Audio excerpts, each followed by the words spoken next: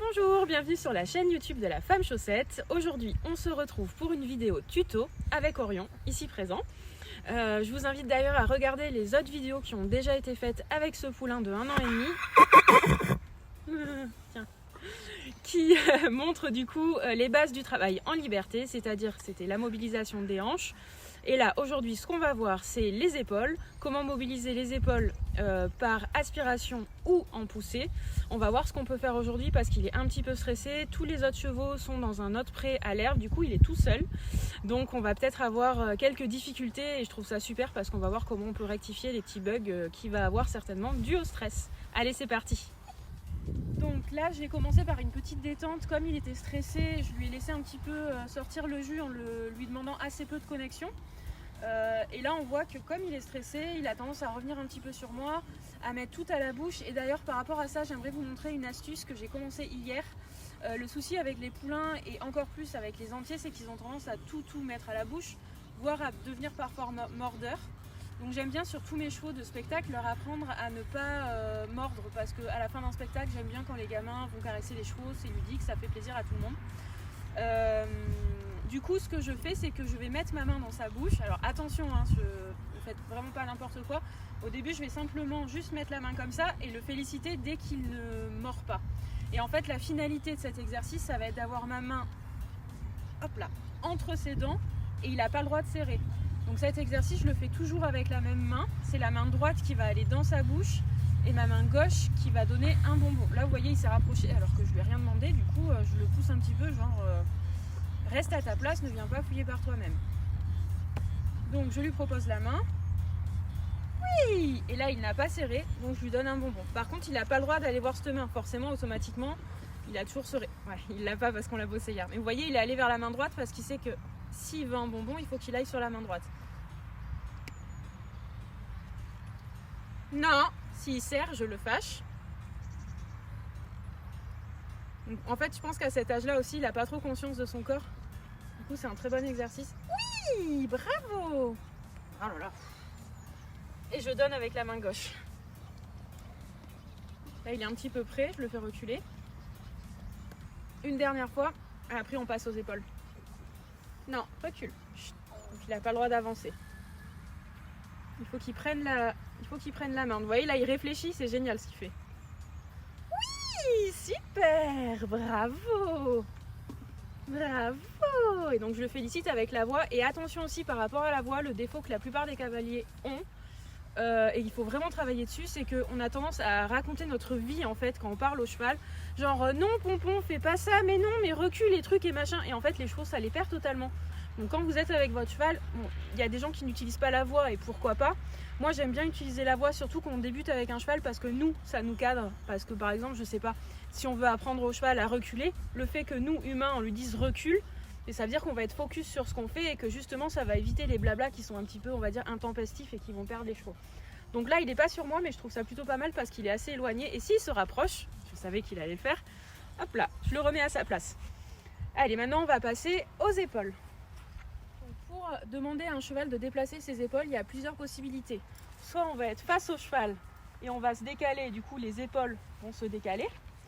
Soit on va rester de profil et donc on va demander simplement aux épaules de se décaler sans demander au cheval qui bouge les hanches.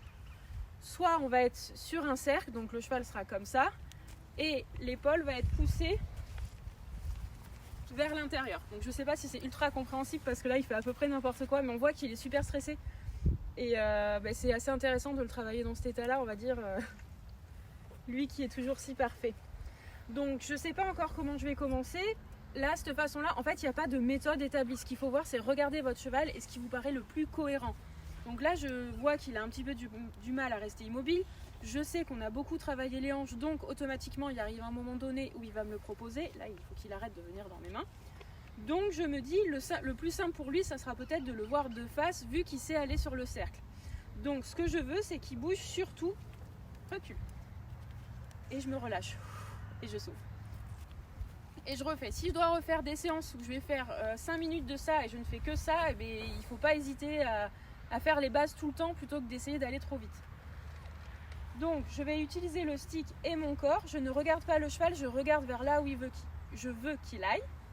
Je vais ouvrir ma jambe gauche, ma main gauche, et en fait je vais le tapoter au niveau de l'épaule. Donc là vous voyez par exemple, il n'a absolument pas bougé les épaules, il s'est mis sur son cercle, chose qu'il connaît habituellement. Donc je me dis, cette méthode n'est pas forcément celle qui est la mieux adaptée. Donc je vais reprendre la chose en étant un petit peu plus sur le côté. Pour cela, je vais utiliser ma main gauche pour gérer la tête. Donc, il a un défaut, c'est que dès que je vais vers lui, il a tendance à reculer. Ça, on l'avait déjà vu dans une autre vidéo. Voilà. Du coup, je félicite le fait qu'il soit immobile quand je me recule un petit peu. Donc, je disais... Voilà. Super. Je reste avec la main gauche qui va diriger la tête et le stick qui va légèrement tapoter au niveau de l'épaule. Par contre, il n'a pas le droit de me rentrer dedans. Je vais beaucoup m'agiter, on va dire, s'il me rentre dedans. Là, par exemple, il m'a un petit peu rentré dedans, il est rentré dans ma bulle, donc je lui ai dit non, non, non. Juste une petite pause et je reprends mon micro parce que forcément en remontant les vidéos, je me rends compte que vous manquez peut-être d'informations sur certaines choses. Tout d'abord, c'est que j'utilise à ce moment-là en fait le mot « je m'agite », mais en fait c'est le fait de travailler par étapes, c'est-à-dire en général, d'abord je propose et ensuite mon énergie va monter et éventuellement dans un second temps, le stick va intervenir de façon progressive. Et donc le but du jeu c'est de toujours fonctionner par étapes. Par contre, à partir du moment où le cheval me marche un petit peu sur les pieds, là j'ai fait ce que j'appelle disons une sorte de petit coup de sonnette. Donc bien entendu, ça reste encore dans le respect du cheval, il ne faut pas lui faire mal, etc. Et en re-regardant les vidéos, je me suis rendu compte que j'étais un petit peu trop sur mon col éthologique. Et du coup, il faut vraiment faire attention parce que ça reste un outil qui est assez dur. Mais là, je pense que j'ai préféré en fait faire ce choix de tenir vraiment le nicol de manière à avoir un vrai contrôle de la tête.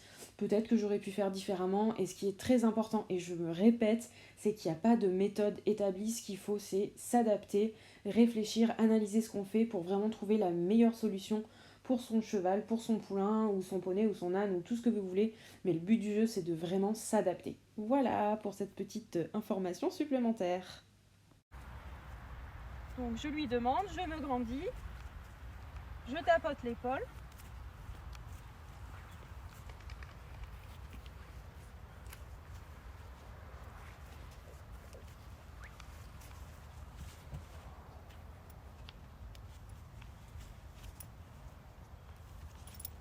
Oui, super, bravo, ça c'est bien. Bon, en vrai, c'était complètement naze, hein. Mais non, ce que je veux dire par là, c'est que là, il regardait vers là-bas parce que Vizir est parti vers là-bas et il regarde vers là-bas parce qu'il y a d'autres chevaux dans le pré. Vous voyez, j'ai pas arrêté ma demande. C'est pas parce que votre cheval ne comprend pas ce que vous voulez qu'il faut arrêter de lui demander. Parce que si vous arrêtez, ça veut dire qu'il a trouvé la bonne solution. Donc là, j'ai gardé la même tension. Peut-être que sur un cheval avec un petit peu plus de niveau, j'aurais pu durcir la demande en utilisant peut-être mon stick un petit peu plus. Là, non. J'ai juste gardé mon idée en tête jusqu'à ce qu'il trouve la solution. Alors oui, il a mis quelques secondes à trouver la solution. Il a bougé les hanches alors que je voulais qu'il bouge que les antérieures, mais je me suis contentée d'un tout petit pas. Et en fait, dans tout ce que vous faites avec les chevaux, il faut vraiment, vraiment, vraiment être patient et ne pas trop en demander en fait. Donc là, j'ai fait une pause, je vais refaire. Donc là, vous voyez, il essaye de prendre tout à la bouche. Voilà. Allez. Donc je refais, et si c'est bien, je pense que je vais le laisser là-dessus, même si on n'est que sur l'apprentissage et vraiment sur quelque chose de... Bah oui, ça paraît insignifiant, il a bougé ses sabots devant de 1/2 millimètre, mais il faut vraiment comprendre qu'il faut y aller par étapes et trouver le bon moment pour faire des pauses. Donc je refais. Là j'augmente. 1, 2, 3, non. Là il s'est appuyé sur moi et je me relâche. Je souffle. Je remets ma main à gauche. 1, 2, il réfléchit, ça c'est bien.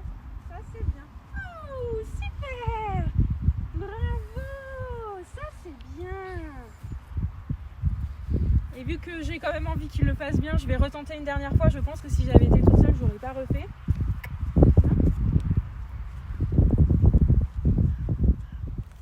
Non, donc là il rentre les hanches tout simplement parce que c'est ce qu'il connaît. je félicite pas, j'ignore. Et en fait, je vais utiliser le fait qu'il essaie de regarder visir à gauche. 1, 2, j'augmente. Encore. Oh, super! Bravo! Voilà.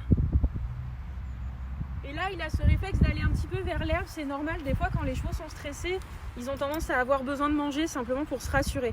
Je vais le laisser là-dessus pour aujourd'hui. La prochaine séance que je ferai, je lui referai exactement la même chose, mais en lui demandant un petit peu plus, que ça soit plus propre. Je pense que je profiterai d'un moment où les autres chevaux sont ici. Et surtout, ce qui est très important, Orion recule. Ce qui est très important, c'est de faire tous les exercices et à droite et à gauche. Mais là, comme il est jeune et qu'il est un petit peu stressé, je veux vraiment pas abuser, donc je vais le remettre avec les copains. Voilà. Seconde petite parenthèse, par rapport à l'utilisation de la voix, vous voyez à chaque fois que Orion fait quelque chose de super bien, je prends une voix un peu relou, hein, on se le dit, assez aiguë et disons plutôt positive, qu'on aurait tendance à faire facilement sur un chien, mais sur un cheval, on a du mal à la faire. En fait, nous les humains, c'est ma propre observation, on a tendance à facilement gronder, fâcher, s'énerver, mettre des ondes négatives. Mais par contre, en face, on va pas mettre des ondes positives égales à ce qu'on est capable de mettre en ondes négatives. Je sais pas si c'est clair, mais en fait, pour moi, il faut qu'on soit capable de dire non, mais il faut qu'on soit capable de la même façon de dire oui avec une énergie aussi forte que celle qui est négative. J'espère que c'est clair pour vous et vous allez voir que dans plein de situations, en tant qu'humain, on a tendance à malheureusement pas assez l'utiliser à mon goût. Et voilà, c'est terminé pour cette vidéo YouTube. Attends. Et voilà, c'est terminé pour cette vidéo tuto. J'espère qu'elle vous a plu. N'hésitez pas à me dire en commentaire ce que vous en avez pensé. Puis un petit commentaire, ça fait toujours bien pour l'algorithme, pour mettre mes vidéos en avant. Donc ça sera avec grand plaisir. Sinon, comme d'habitude, je vous invite à faire la cloche, à vous abonner. Et je vous dis à très bientôt.